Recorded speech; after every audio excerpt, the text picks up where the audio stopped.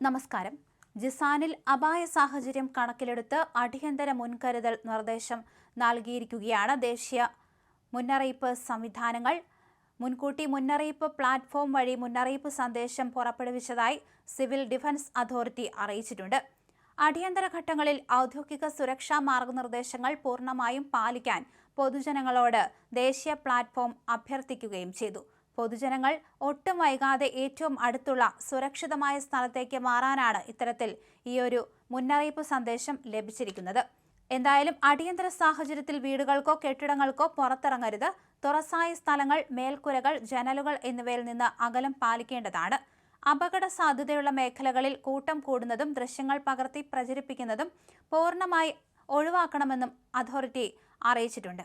എന്തായാലും ഔദ്യോഗിക ചാനലുകൾ വഴി പുറപ്പെടുവിക്കുന്ന അറിയിപ്പുകൾ കൃത്യമായി പിന്തുടരണം. അതേസമയം വ്യാജ വാർത്തകൾ ഒരുപാട് വരുന്നുണ്ട്, ഇതിലൊന്നും വിശ്വസിക്കരുതെന്നും സിവിൽ ഡിഫൻസ് ഓർമ്മിപ്പിക്കുകയും ചെയ്തു.